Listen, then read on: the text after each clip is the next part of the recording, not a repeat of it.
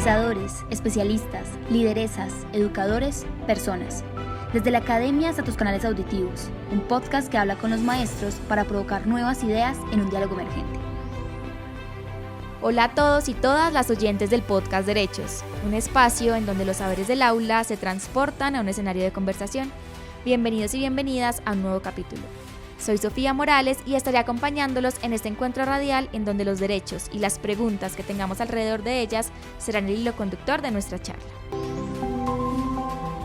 Estás escuchando Podcast Derechos, diálogos jurídicos en tus oídos. El día de hoy nos encontramos con la profesora Carolina Bravo Vesga. Ella es abogada de la Universidad Santo Tomás, licenciada en Derecho por la Universidad de Valladolid, España, magíster en Derecho Español de la misma universidad.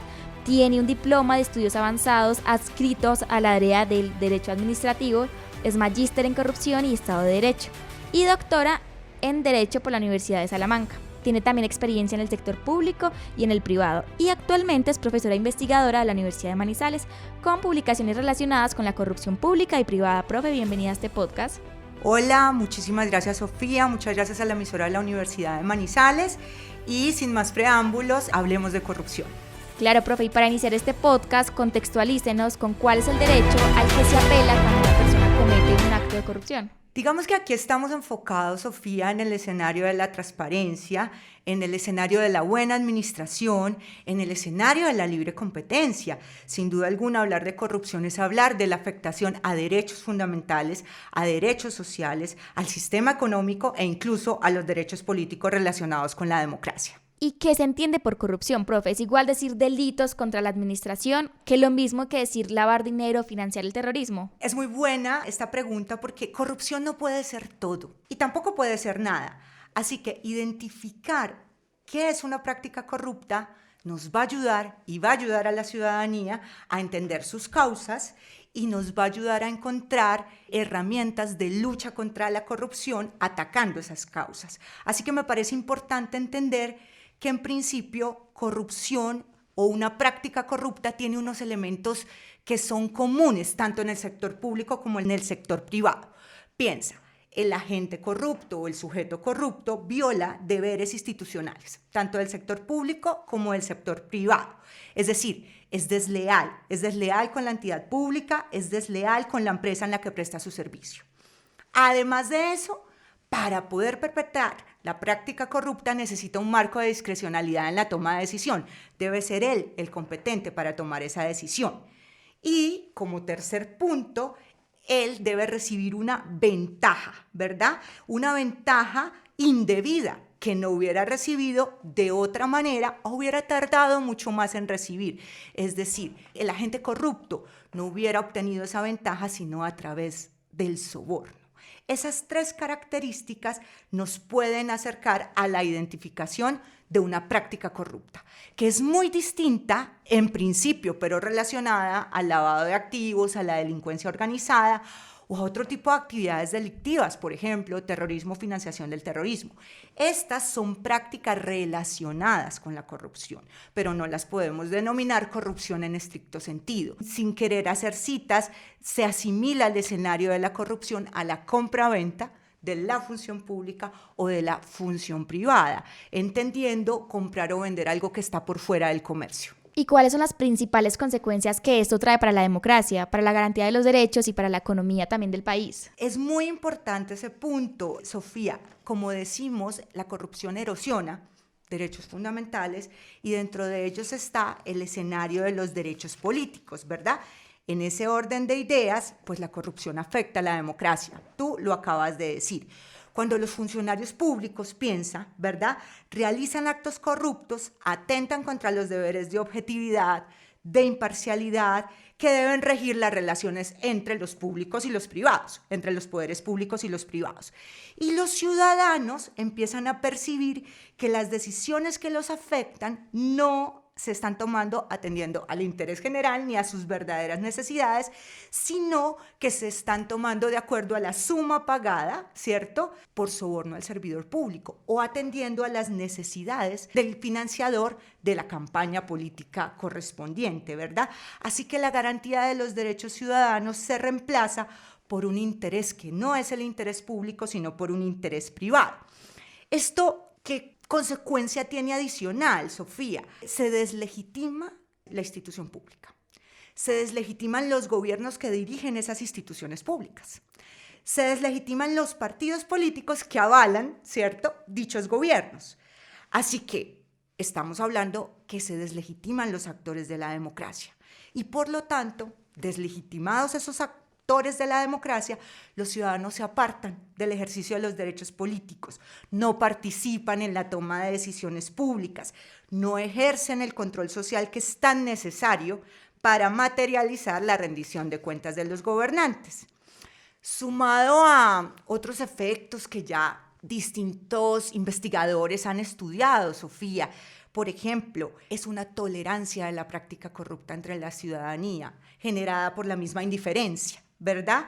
O, en el peor de los casos, el ciudadano puede pensar que la tolerancia a la práctica corrupta puede generar ciertos beneficios, es decir, que el propio ciudadano pueda ingresar a esos círculos cercanos del sujeto corrupto y recibir algún beneficio.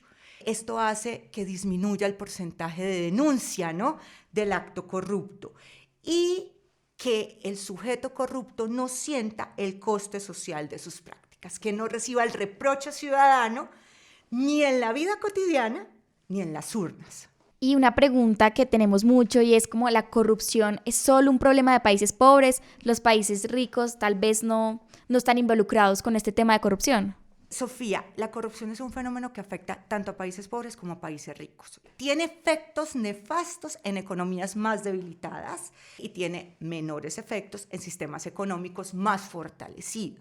Por ejemplo, Transparencia Internacional publica anualmente un índice que se llama el Índice de Percepción de la Corrupción. Y si miramos los resultados de ese índice en el listado que de alguna manera organiza o mide 180 países, nosotros vemos que los países que en ese índice aparecen como más corruptos son los países con economías más debilitadas o como los han denominado países más pobres. Parece ser que los países más pobres importan corrupción, consumen corrupción y adicionalmente se sobornan entre sus propios servidores. Sin embargo, los países ricos tienen un músculo financiero mayor que los países pobres. Y en los países ricos están las multinacionales, ¿verdad?, que a su vez prestan servicios u ofertan bienes en los países pobres.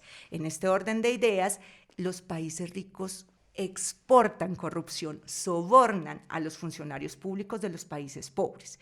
Podemos decir que a nivel de economías más debilitadas se consume corrupción, se soborna al interior del mismo país con las consecuencias que esta práctica corrupta trae, pero en los países ricos se exporta, la basura la botan fuera de casa, por decirlo de alguna manera. Se exportan sobornos, se sobornan a funcionarios públicos de países con economías menos debilitadas. ¿Y qué puede hacer la ciudadanía para luchar contra la corrupción, profe? Bien, Sofía, yo creo que de los actores sociales más importantes, el ciudadano de a pie, ¿verdad? No solo Transparencia Internacional u otros organismos que se encargan del estudio del fenómeno de la corrupción, las academias también han evidenciado que la ciudadanía no está dispuesta, ¿verdad?, no está dispuesta a que sus instituciones públicas, sus empresas privadas se sigan deslegitimando por la mala práctica del pago de sobornos. Por lo tanto, una de las herramientas que debe fortalecerse desde la ciudadanía es la participación ciudadana, pero no solo en urnas cada 4 años, sino de manera constante en los procesos de toma de decisión, bien sea de sus administraciones públicas o bien sea de las empresas donde esos ciudadanos laboran. ¿A qué me refiero? A mayor participación en la toma de decisiones, mayor control posterior en la toma de esas decisiones. Y ese escenario de transparencia es un filtro, es un escenario de límite a cualquier tipo de arbitrariedad por parte de quien toma la decisión. Así que el escenario de la participación ciudadana debe fortalecerse.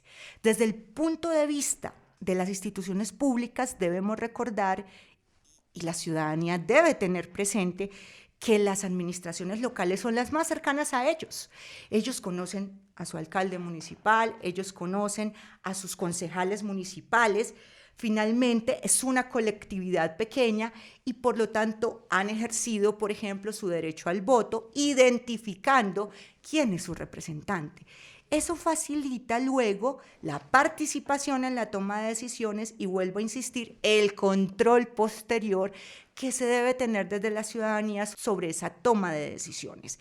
Un ciudadano indiferente, un ciudadano alejado del ejercicio de lo político, de lo público, pues es un ciudadano que no ejerce control social y es un ciudadano permisivo frente a la toma de decisiones arbitrarias por parte de las instituciones públicas. Adicionalmente, el ciudadano, cuando participa, controla más y reprocha. Para el ciudadano es claro entender que no todo vale en la toma de decisiones frente a los asuntos que los afectan. Así que una de las herramientas más importantes desde el punto de vista del control ciudadano es la participación. Pero no, Sofía, una participación formal, voy, escucho, no entiendo, no me informo y luego me desentiendo. Es una participación informada. Es un ciudadano preocupado por la toma de decisiones de los asuntos locales, que pide información pública, que pide acceso a la información pública, que participa en las audiencias públicas que conlleva la toma de decisiones, que emite su opinión y que exige ser escuchado por parte de las autoridades públicas. De esa manera, el ciudadano siente que es responsable también de la toma de decisión y también responsable de controlarla. Bueno, y hablas de instituciones, de organizaciones, tal vez ¿cuáles son esas instituciones encargadas para el control de la corrupción en Colombia, profe? Mira que estábamos hablando de algo que es vertical, ciudadanía que controla, ¿cierto?, a quienes toman las decisiones. Pero hablemos, como tú lo dices, de un escenario horizontal, instituciones públicas que controlan a quienes toman las decisiones públicas. Ten en cuenta que en el Estado constitucional donde nosotros estamos, la división de poderes es amplia y la existencia de organismos por fuera de esos poderes públicos tradicionales es evidente. Órganos de control, ¿cierto?, como la Procuraduría General de la Nación o la Contraloría General de la República, están encargadas de controlar desde el escenario disciplinario, la primera, y desde el escenario fiscal de la administración de los recursos públicos, la segunda. Asimismo, tenemos órganos electorales, Consejo Nacional Electoral, Registraduría Nacional del Estado Civil, especialmente el primero, encargado de controlar administrativamente partidos políticos, candidatos, de tal manera que ejercen un control electoral sobre estos actores de la democracia. Y no olvidemos el propio legislativo, que está en un constante control político sobre las decisiones de la administración pública a nivel nacional y que a nivel departamental o a nivel municipal pues tenemos la función del control político en cabeza de las asambleas departamentales o de los consejos municipales. El Estado está con una serie de controles horizontales que permiten hacer vigilancia, hacer control a la toma de decisiones. ¿Qué es importante aquí y es bueno llamar la atención? La independencia de esos controladores. Es tan importante que existan controles horizontales para la toma de las decisiones, pero es más importante aún que exista independencia en la forma en cómo se eligen los controladores para poder hacer un control imparcial, independiente e integral sobre esa decisión pública tomada. Profe, ¿y cuáles son los pasos que debe tomar una persona cuando conoce un caso de corrupción? Mira que institucionalmente están habilitados canales relacionados, ¿verdad?, con estas instituciones que acabamos de mencionar. En la Fiscalía General están los canales propios de denuncia para los actos que constituyan delitos. Luego, en la Procuraduría están habilitados los escenarios propios de las quejas para los actos que constituyan un reproche sobre la conducta disciplinaria de los servidores. Y en la Contraloría, ¿verdad?, tenemos habilitados los canales para el reproche del mal manejo de los recursos públicos. Sin embargo, también están los medios de comunicación. El papel tan importante de los medios de comunicación a la hora de escuchar la ciudadanía, de realizar un periodismo de investigación que ayuda en el escenario de aminorar, ¿cierto?, o de poner de presente a la ciudadanía posibles prácticas corruptas. Y adicionalmente llamo la atención en un pendiente que tiene nuestro país y es el escenario de fortalecer la protección de los denunciantes, tanto en la empresa privada como en el sector público. Llamo la atención de los medios de comunicación porque parece que el ciudadano se siente más confiado en denunciar algún tipo de práctica corrupta en los medios de comunicación, porque siente que si lo hace de esa manera, tal vez las represalias serán menos que si lo hace en un canal institucional o dentro de su propia empresa. Es importante saber que la comunidad internacional ha hecho llamados de atención a los países para que fortalezcan la protección de los denunciantes en la medida en que eso aumenta, pues, insisto, la probabilidad de denuncia, va a accionar los canales de investigación y puede terminar, si todas las pruebas lo dicen de esa manera, con una sanción para el agente corrupto. Pero la cadena inicia ahí, la cadena inicia en la denuncia y el ciudadano debe sentirse protegido, ¿cierto?, cuando actúa además de buena fe y lo hace en ejercicio de su libertad de expresión, incluso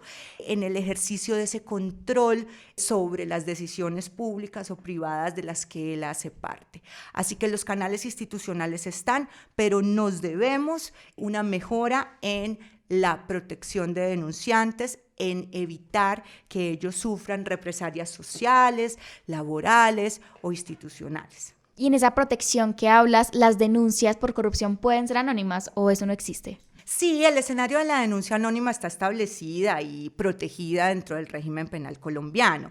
Digamos que está establecida la posibilidad de justificar las razones por las cuales el ciudadano considera que su identidad debe ser reservada o salvaguardada para evitar algún perjuicio irremediable a su vida, a su integridad física o a la de su familia. El canal está establecido institucionalmente, incluso desde el punto de vista del derecho penal. Sin embargo, no todo se lo debemos dejar al derecho penal. Este escenario de los controles previos a lo penal, del control de la propia administración pública, del control que realiza la ciudadanía, del papel tan importante de los medios de comunicación, incluso de la academia, debe cobrar relevancia, porque sin duda alguna el derecho penal, con su naturaleza sancionatorio, puede y da resultados, pero es insuficiente. Necesitamos fortalecer los mecanismos preventivos para que estas prácticas corruptas no se realicen. Uno de ellos, y además uno de los más importantes, la pedagogía en materia de transparencia, de lucha contra la corrupción. Es importante el papel de las academias, el papel, y no solo me refiero a la universidad, el papel de los colegios a nivel secundario o a nivel de básica primaria en el ejercicio pedagógico de formación en derechos políticos, de valores, de transparencia en la toma de decisiones, incluso institucionales, ¿no? La pedagogía es de largo aliento, no nos da resultados de manera inmediata, pero sí nos acompaña constantemente en la mejora de los procedimientos. Estás escuchando Podcast Derechos, diálogos jurídicos en tus oídos.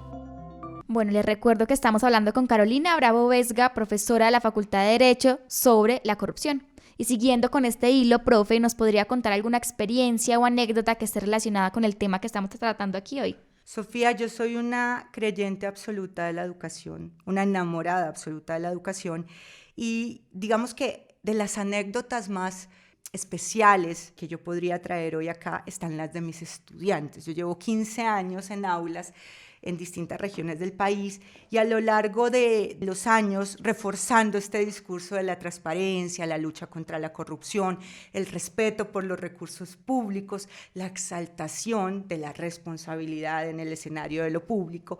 Y he visto con sorpresa y además con mucho agrado que muchos años después de ser profesora de algún estudiante, recibo llamadas, me envían mails, contándome anécdotas que les han sucedido dentro de sus instituciones públicas en las que laboran o dentro de sus espacios de trabajo privado relacionadas con el pago de sobornos y cómo ellos han decidido no ser parte de esa cadena, de ese círculo de confianza que permite que la práctica corrupta se dé.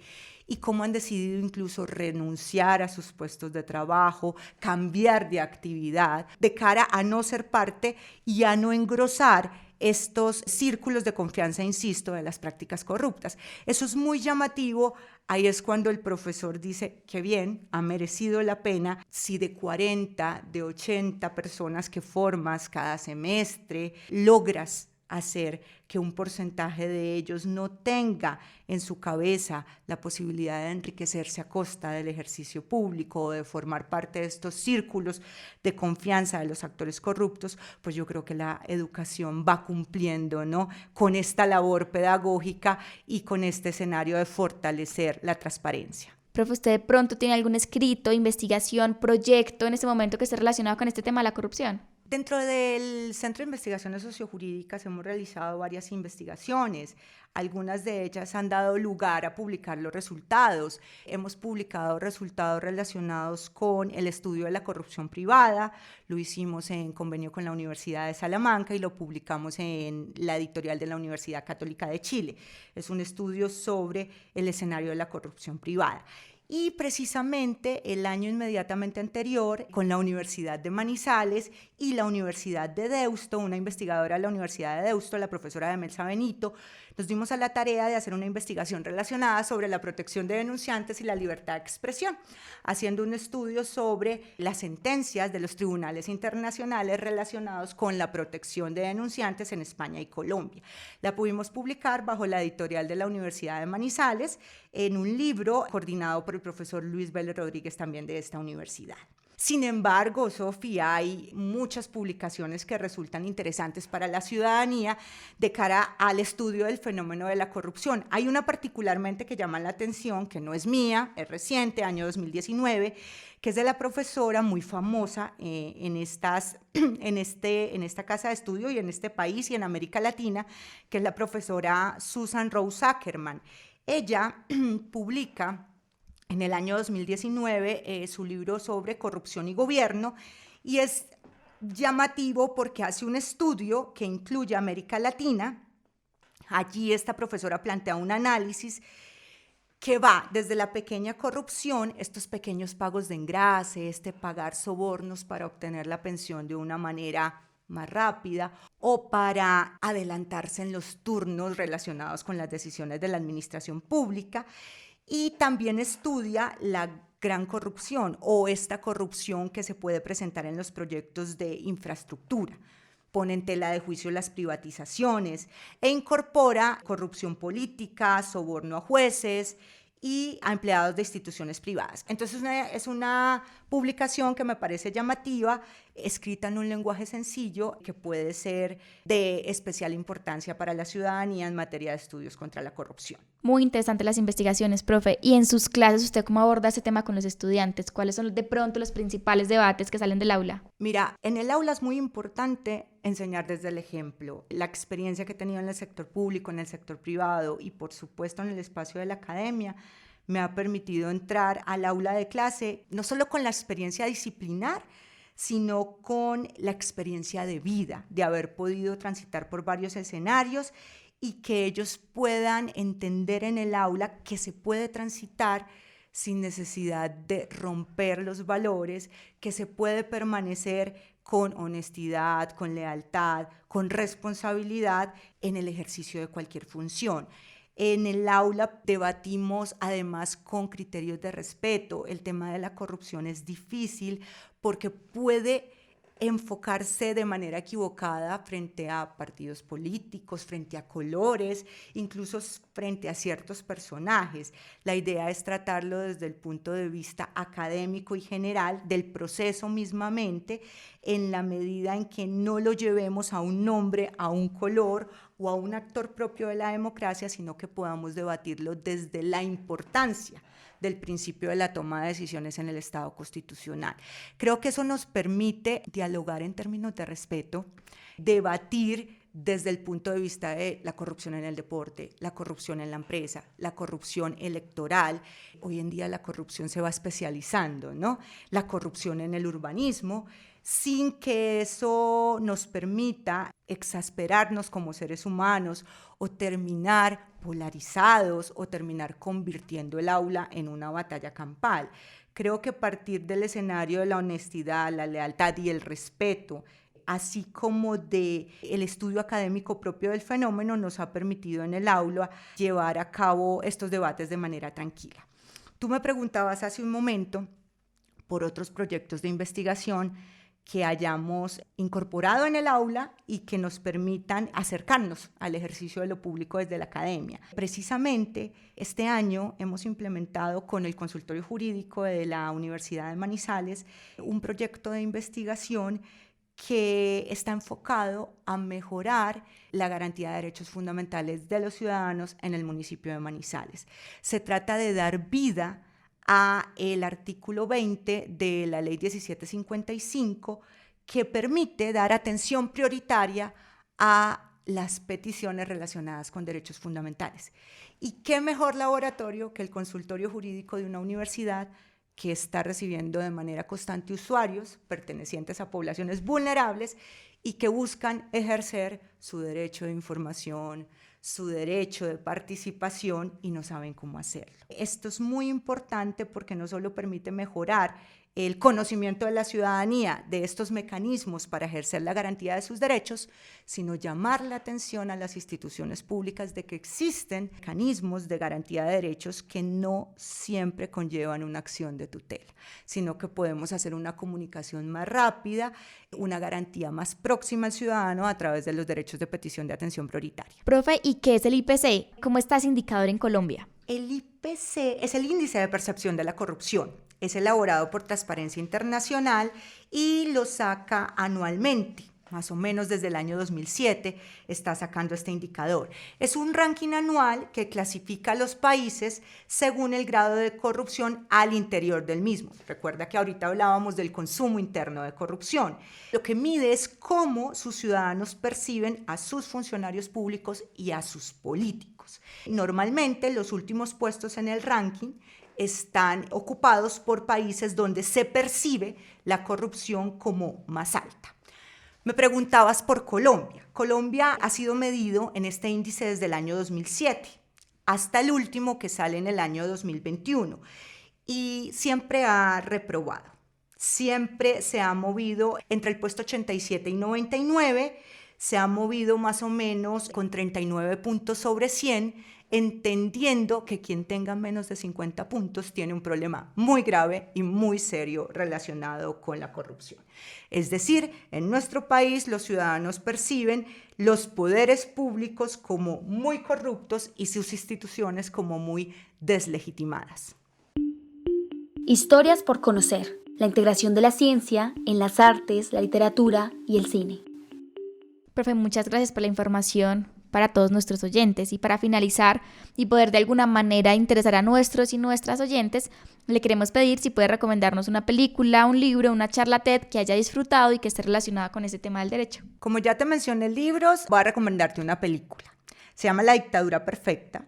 Es una película que nos evidencia un problema serio en la financiación de las campañas políticas. En este caso está centrada en México, pero nos permite de una manera fácil entender que no se trata tanto del cambio de partidos cada 4 años en urnas, sino de quién está detrás de la financiación de la campaña política. Porque con independencia del color del partido y del actor de la democracia que vaya a representar ese partido político, si el financiador es el mismo, evidentemente tenemos un escenario de arbitrariedad y de dictadura que no nos va a permitir avanzar en la consolidación del Estado social y democrático de derecho. Es una película muy llamativa, insisto, está contextualizada en México y la recomiendo para toda la ciudadanía. Listo, profe, gracias por acompañarnos el día de hoy, por traernos referencias audiovisuales, bibliográficas. Todas las recomendaciones que nos dio son muy importantes para poder entender este tema que vamos a debatir. Muchísimas gracias por la invitación y celebro la existencia de estos espacios que acercan la academia, los medios de comunicación a la ciudadanía. La idea de hacer sencillo lo que pareciera complejo ayuda a que el ciudadano esté mejor informado y pueda, como lo discutimos nosotros hoy, ser un ciudadano más participativo en la toma de decisiones que lo afectan. Bueno, queremos recordarles que estaremos conversando sobre derechos en la segunda temporada de este podcast educativo. En el próximo capítulo hablaremos con Denis Rincón Grajales sobre el acceso a la justicia, el derecho de defensa y el debido proceso. Bueno, el acceso a la administración de justicia, como diría nuestro maestro, el doctor José Félix, que en paz descanse, es un tema muy puntilloso, porque realmente en un estudio que hace el doctor Juan Carlos Echeverry, el ex candidato a la presidencia, señala que nosotros siempre hacemos justicia por mano propia, porque los ciudadanos desconocemos muchas veces las instituciones, y más que desconocer los derechos y las instituciones es pensar que no podemos acceder a ellos porque hay una mora judicial o porque hay tardía en la justicia o porque también se entorpecen los procesos, pero mucho más allá es porque realmente las condiciones a veces no están dadas, entonces las personas desconfían de los abogados, desconfían de quienes administran justicia. Este programa fue realizado con el apoyo de la Universidad de Manizales, acreditada de alta calidad, y los laboratorios de radio de la Universidad de Manizales. Recuerden que pueden escribirnos al correo podcast@umanizales.edu.co y que pueden encontrar todos nuestros capítulos en nuestra cuenta de Spotify y YouTube, además de la página de la emisora de la Universidad de Manizales, umfm.com.co. Hasta un próximo encuentro. Esto fue Podcast Derechos. Diálogos jurídicos en tus oídos. Ahora es el momento de potenciar tus sueños, no de detenerlos. Por eso estudia en la Universidad de Manizales, acreditada en alta calidad. Ingresa a www.humanizales.edu.co y conoce la oferta de especializaciones, maestrías y doctorados que tenemos para ti. Realiza tu inscripción en línea. Vigilada por el Ministerio de Educación Nacional.